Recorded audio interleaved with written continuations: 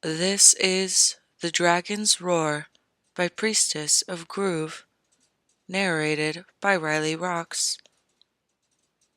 Chapter 18, Aemon 3. The wall loomed majestically and eerily over their heads, causing more than a few necks to strain at trying to see the top. Aemon was entranced by it. Even after having lived on it for several years, it still awed him to see the structure tower over his view.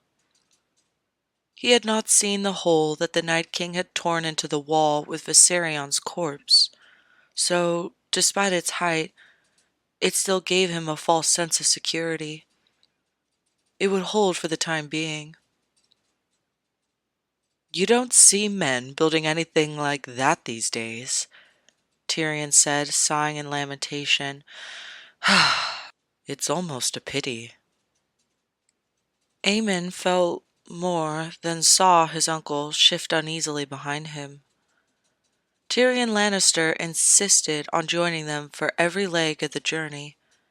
Few were more vehemently against this man than his uncle, but he at least refrained from lecturing his nephew publicly. Ghost huffed. He never left Daemon's side, but he also refused to stray far from his brother, Grey Wind. They were nearly half-grown at this point, looking like small adult wolves, but there was no mistaking the size that they would reach at the large paw prints they left in their wake.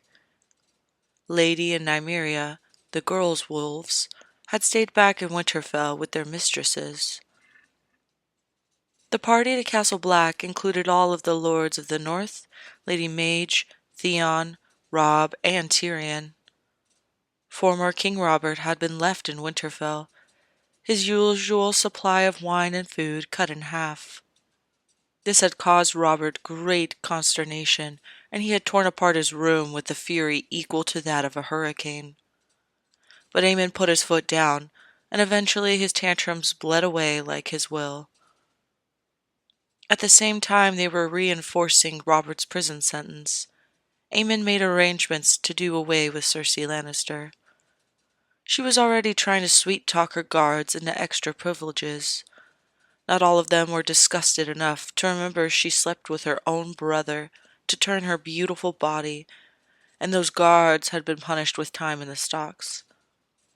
She needed to be in a place where her body as a currency could be curbed. It had taken some time, but Aemon had found the perfect place for her. A knock sounded at his uncle's solar, now essentially turned his solar. "Come in," Aemon called. He was rifling through correspondence while his uncle sat nearby. They had just received a letter from the Martells, who had indeed expressed interest in their alliance, though they were skeptical about his claim.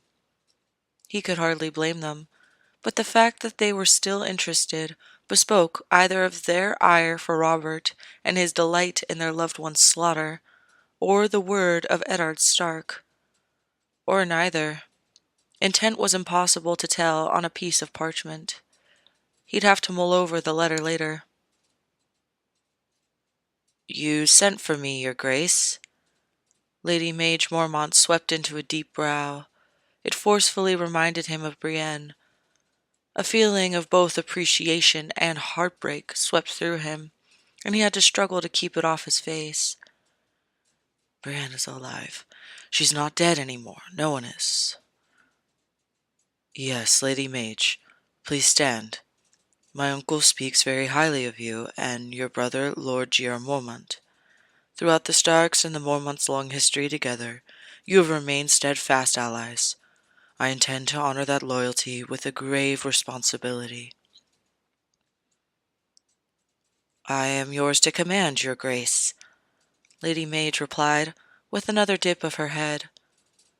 He had always admired and respected Lyanna Mormont for her fierce loyalty to his woe-begotten cause, and it pained him that he had never been able to reward her the way she had deserved before her house had, unfortunately, perished. He would do right by them this time, and not just by consigning them an important prisoner. Lady Cersei Lannister is currently a hostage in Winterfell. As you are aware, she committed a most egregious crime against her brother, my hand, Lord Jaime Lannister. She is to be imprisoned for the rest of her life. But we must imprison her in comfort and luxury as befits a lady. For all her beauty, she's very manipulative and poses a constant threat to men who think with only one of their heads rather than both. Mage smirked. Therefore, I ask that House Mormont bear the burden of imprisoning Lady Cersei. I have no doubt that the women of Bear Island will be able to handle all of her tricks. Do you accept? Yes, Your Grace, I accept.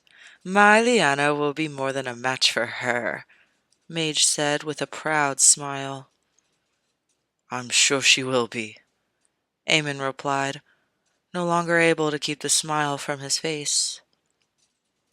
He had long thought that if he'd just sent young Lyanna to deal with Cersei, they would have ended her reign in a much more timely fashion, and they would have won the war.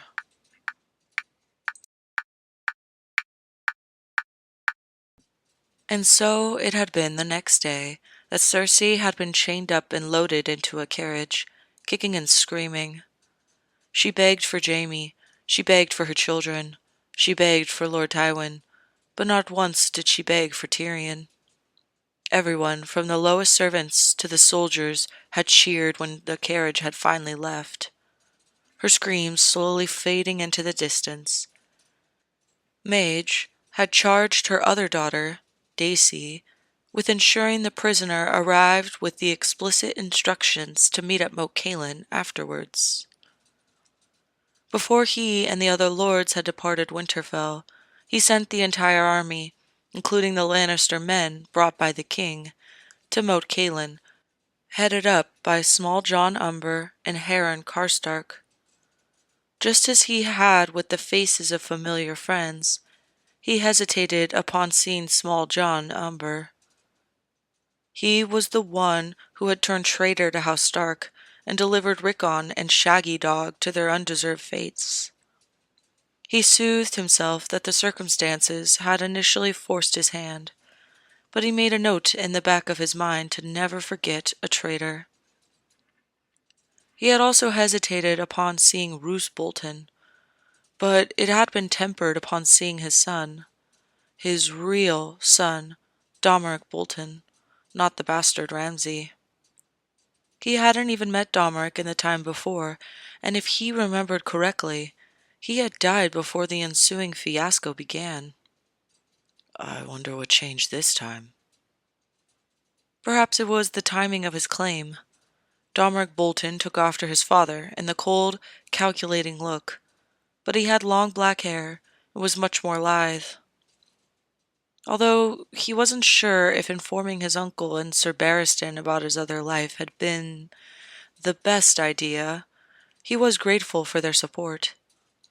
They had discussed how they would handle the potentiality for traitors. Ned had insisted that he keep Roose Bolton close and to never send him out with a part of the army for any reason. They had been easy enough to agree to. Where they had split was on what to do with Ramsay. For all that Aemon touted justice and insisted on due process, he wanted Ramsay dead. Ramsay was simply too dangerous to keep around. However, even after hearing of Sansa's rapes and abuse at his hands, and the fact that he had murdered his youngest son Rickon in a game of hunter and hunted, his uncle still insisted they shouldn't do anything, that he was young and could still change. Aemon had very nearly called him a fool, but Sir Barristan stepped in and reluctantly agreed with Ned. Aemon consented to a compromise that they would do nothing for now, but he insisted on keeping ears to the ground in the north. If they heard of any particularly disturbing murders, then he was to be brought in. It's so cold here, Robb muttered, rubbing his hands for warmth and looking around at the ankle-deep snow. It's the wall, Eamon said, almost inaudibly. It chills the air around here, making it perpetually winter. And yet, it still wasn't as cold as it had been in the dead of winter, when the Night King had blotted out the sun as his power and his army grew. That was a cold that could freeze the breath inside the lungs. The wind could scrape the skin off the face and leave fingers blue in a matter of minutes. Eamon shuddered just thinking about it. They were a mere 100 feet away when the doors to Castle Black began to open. A lump frozen solid with dread lodged itself in Eamon's throat. As eager as he was to see the old bear and Maester Aemon, he'd have to encounter the handful of men who betrayed and murdered him. Chiefly, Sir Alistair Thorne. He was a Targaryen sympathizer once upon a time, and might now sing a different tune, but that was one man that Aemon had no intention of giving the benefit of the doubt. He certainly had no authority to kill him, but he would avoid him as best he could. Robb let out a gasp, and couldn't keep his mouth from hanging open as they passed through the gate and got a better view of the wall and the ascending mechanism that sent men to the top. With the exception of a few men on guard, the entire garrison of the Night's Watch stood in formation in the yard, awaiting his arrival. Lord Jeor Mormont stood to one side between Maester Aemon and Sir Alistair Thorne. Aemon's blood ran cold upon seeing the normally sour face of Thorne, but today he was peering up at him with an expression akin to awe. Sam had told him that Thorne refused to give up his allegiance to the Targaryen family, and was sent to the wall for it. It would be odd from having his hate in one life to possible admiration in this one. He just hoped no one caught him looking at Alistair with undisguised loathing. "Your Grace," Jorah said, as soon as he dismounted from his horse. "It is an honor to have you at Castle Black. I must say, I was surprised when I received your letter, and even more surprised when I heard from your Uncle Benjen." "It's true, then," Sir Alistair Thorne blurted out. "Sir Alistair, control yourself," the Lord Commander growled. "Yes, it is true," Aemon replied. He might as well address the question. He needed their loyalty, and it was important to get ahead of these types of questions. Or I would not be openly bearing the Targaryen banner. He gestured to a flag-bearer that had the Targaryen seal waving in the wind. "I can vouch for his claim," Ned said, stepping forward. "My sister, Lady Lyanna Stark, herself handed him to me after she gave birth." He seemed to become grimmer, and Aemon wondered if he was thinking back to that day. "If you say so, it must be true," Jorah intoned. Then he raised his voice so that it carried over the yard to the rest of his men. "I know Lord Stark to be a true and honorable man." A bitter anger swept through Aemon. Jaime was right. My uncle lied to the whole kingdom, and everyone still accepting his word like he was the father himself. He was glad that Jaime wasn't here. "Come, warm yourselves by the fire. We have created a feast for you to enjoy, and have ale aplenty to drink." Aemon wondered briefly for a moment if it was the Night's Watch's own ale, and he struggled to suppress a smile at the thought of the northern lords choking on it. It wasn't even good enough to feed the pigs. "We would be delighted by your hospitality, Lord Commander." He walked into the hall with Sir Barristan just behind him.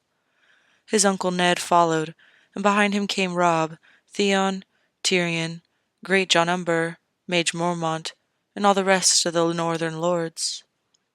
He couldn't keep his eyes from falling on Longclaw that rested at Lord Mormont's side, and his own fingers twitched. what he would give to have the Valyrian steel sword back in his hands. But he couldn't very well demand Lord Mormont part from his family's ancestral sword. Patience, he cautioned himself. Still some time before the long night. No telling what might happen between now and then. For such a large company, the feast was a buffet, and everyone had to serve themselves. Once we had his food, Dror waved him and his uncle over to sit at the high table.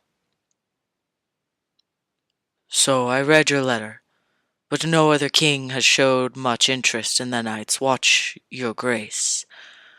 What is your true purpose here, King Aemon?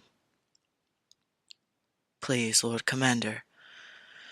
You may refer to me as Aemon.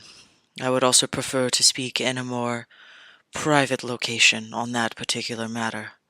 However, if you don't mind, I would like to discuss how the Night's Watch is doing.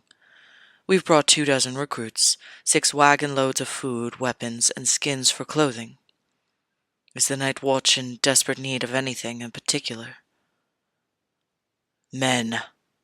Always men. As helpful as the supplies you brought, new recruits are even better. I'm sure old Ned has informed you. Only Castle Black, Shadow Tower, and East Watch by the Sea currently have enough men to operate them.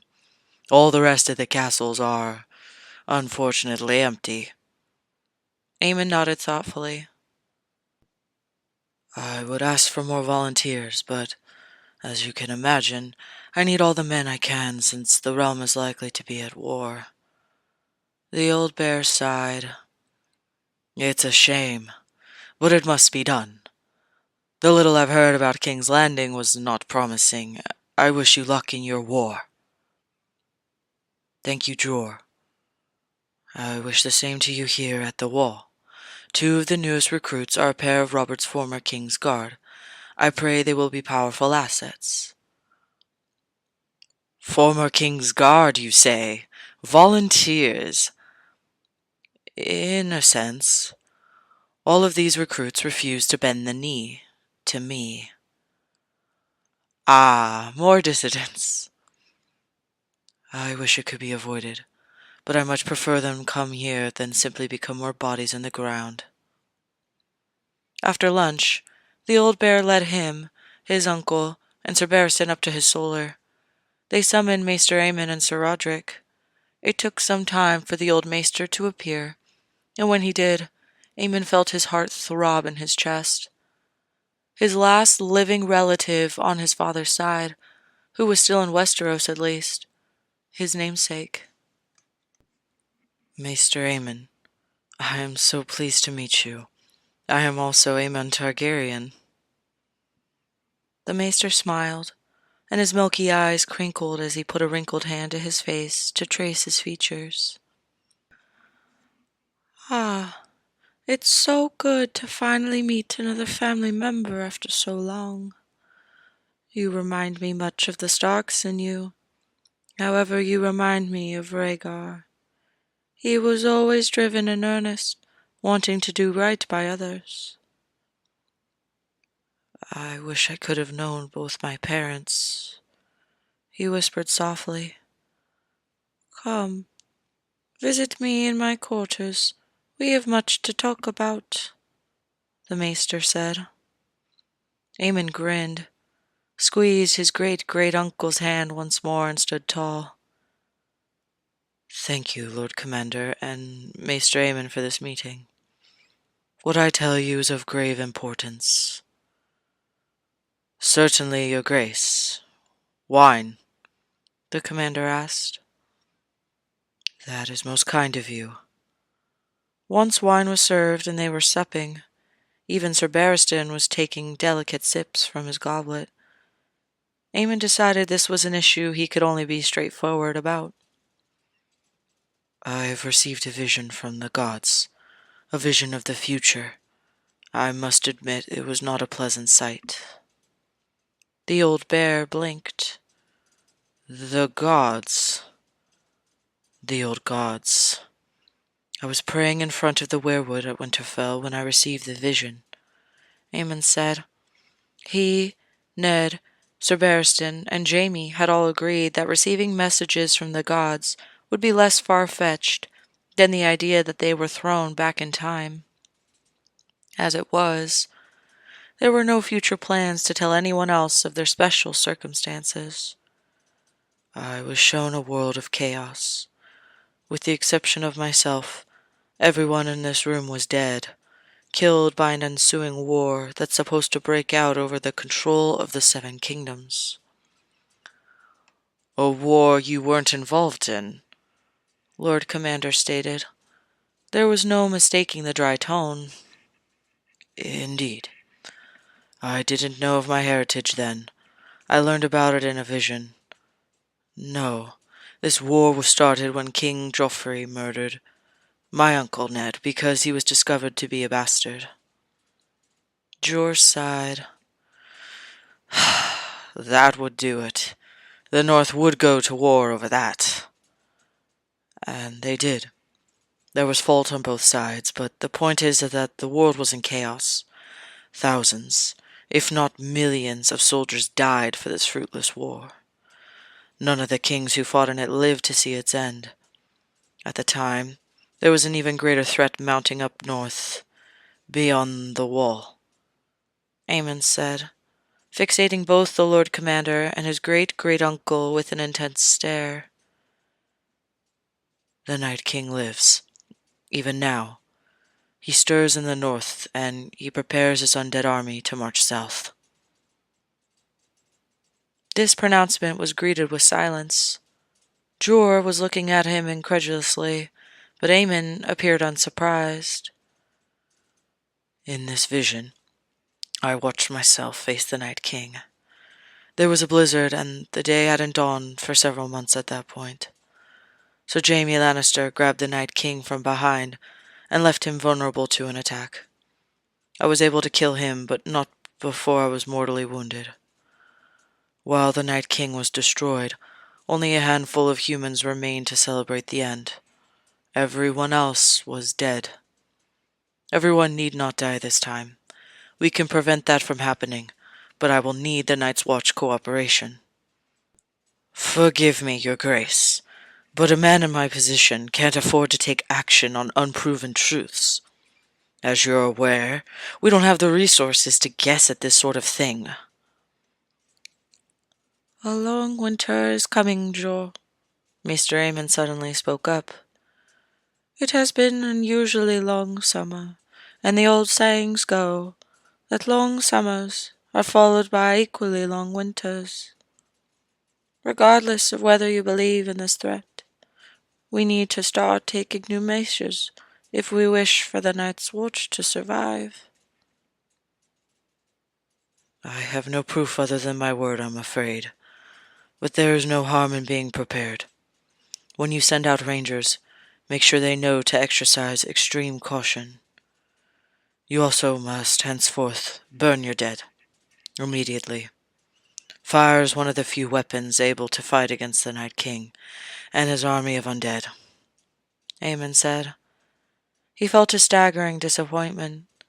He knew it was a shot in the dark, but he had to try and convince the Night's Watch that there was a threat unlike any other they had ever faced, biding its time. I wish to get ahead of this as quickly as possible. Sir Roderick, please step forward. The grizzled old knight looked bewildered.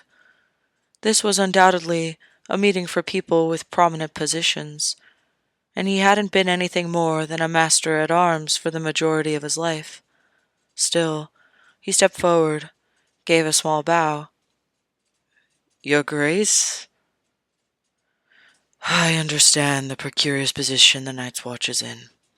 It was to remain separate and distinct from the ills of the South, which is why I would ask that you allow Sir Roderick to stay at Castle Black as an ambassador of my sovereignty. Your Grace.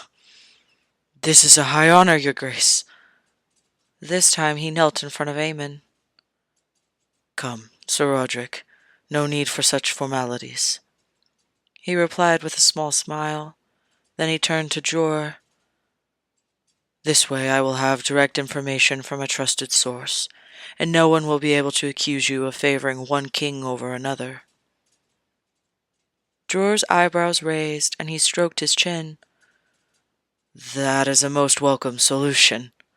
I will be happy to play host to Sir Roderick. He's an excellent master-at-arms, so feel free to take advantage of his knowledge to help train your many recruits that I hope to send you in the coming months. Sir Roderick, I'm counting on you to send me detailed reports of the events here at Castle Black. Leave nothing out, no matter how absurd or small it is. As you command, your grace. There is one other matter I must insist upon," Eamon began, and he regarded Dror coolly. "I require you make inroads with the free folk."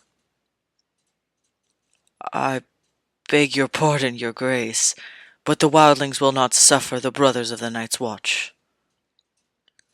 "This is of vital importance. You have 500,000 free folk beyond the wall. Now imagine they all join the army of the dead because they were unable to cross the wall," Eamon said. Only the wind could be heard rattling the windows after that proclamation. The old bear suddenly looked older than his years. "I cannot deny your logic, if what you say is true," and his eyes still showed skepticism. "Then they must be moved beyond the wall." Eamon nodded. "We cannot leave them to suffer that horrendous fate. I will allow them to settle the gift.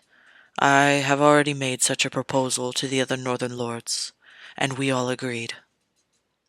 Dror heaved a great sigh. "I'll make an effort to seek peace with Mansraider. He's the self-proclaimed king beyond the wall. The wildlings hate structure, and yet they flock to him. Because they already know the long night is coming. The Night King has already taken some of their kin as undead soldiers for his army. They seek to cross the wall," Eamon insisted. "Your uncle is uncommonly good with wildlings. Perhaps I'll send him out to deliver a message when he returns." "And where is he now, if I may be so bold?" "He went out on a ranging, but he took a few men with him. He said you ordered him to find a creature." "Yes, a wight. I anticipate the South will be even more skeptical than you. I need an undead wight to prove my words." Gior stared at him helplessly, suddenly looking as old as Maester Aemon. "Never did I expect creatures from old legends to come back to life." They spent a little more time talking about the needs of the Night's Watch and what it would take to open and refurbish the other castles on the wall. Since his uncle was more familiar with the workings of the North, he took over much of the conversation, and before long they had a plan of what needed to happen and how best for materials to be shipped north. Eamon wished he could see his great-great-uncle soon after, but duty required him to freshen up for the feast. It took 3 days for him to finally meet the maester. King Aemon would try and find his way to his great-great-uncle, only to run into a myriad of issues. He was needed to rally the troops of the Night's Watch. Maester Aemon was napping. He had to go to yet another feast. Maester Aemon was dealing with a handful of sword cuts after Sir Alistair got too rough with the new recruits. During one of the feasts, Maester Aemon said to him in a low voice, "Come to my study afterwards. We have much to talk about." It was late in the night before Aemon was able to extract himself from the feast. He practically loped to Maester Aemon's office, causing Sir Barristan to almost run to keep up with him. Ghost trotted next to him. The wolf had been uncommonly restless, but he likely just missed the freedom the forest allowed him. He very rarely was ever guarded by Sir Aris Oakhart or Sir Preston Greenfield. When he was guarded by Sir Marin Trant, It was always with at least one other guard present. They were still short 3 Kingsguard. Torian Karstark was in training to be a Knight of the Kingsguard, but he wouldn't be ready for another few months. He intended to honor other Knights of the Realm in his Kingsguard once he'd won some more allies. He reached the door and was dismayed to find it dark. Please let him not be asleep yet. Aemon quietly pleaded to the gods and then knocked on the door. He waited for a moment and then heard quiet shuffling before the door was open. "Your Grace, come in, come in," Maester Aemon said, peering at him as best he could through his milky eyes. "Please, Maester, you can call me Aemon. We're family after all," he replied. "I must admit, I figured you were asleep once you had no candles lit." "The blind have no need of lights," the Maester replied with a crooked grin. "True enough," Aemon replied. "Do you mind if I light some?" "Not at all, though you'll have to blow them out when we're done here." He and Sir Barristan quickly lit a handful of candles and placed them around the room. "Great uncle, I have Sir Barristan here with me. He's my king's guard, but he also knew Rhaegar quite well. I thought perhaps he might offer some useful insights." Despite being blind, the Maester seemed to have an uncanny knack for finding people, and he gazed thoughtfully in Sir Barristan's direction. He nodded and said, Very well he might. I imagine he knew your father better than even I knew him, but he didn't know everything." "Pray tell, uncle," Aemon asked. He couldn't quite keep the excited tremble from his voice. He and Sir Barristan both leaned in a little to not miss a word. "I was one of Rhaegar's more faithful correspondents. As a maester, he sought my counsel often." Sir Barristan frowned. "About politics?" "No. It would have been against my duties as a maester of Castle Black to counsel a family member in politics. No. He asked me about legends and myths regarding our Targaryen ancestry. You see, your father suspected the Long Night would come in his lifetime." Aemon raised his eyebrows at the maester. "Truly?" "Yes. There's a prophecy about the 3-headed dragon. His research led him to believe he needed 3 children. Poor Elia Martell was too sick and too weak to birth a 3rd child," Maester Aemon said with a weight to his tone that sounded not unlike regret. "So he married my mother." "I told him not to be so rash. Prophecies are fickle things. It was also not random happenstance that he chose your mother. He was under the impression that the child had to be of ice and fire." "An icy Stark with a fiery Targaryen," Aemon whispered. The maester nodded.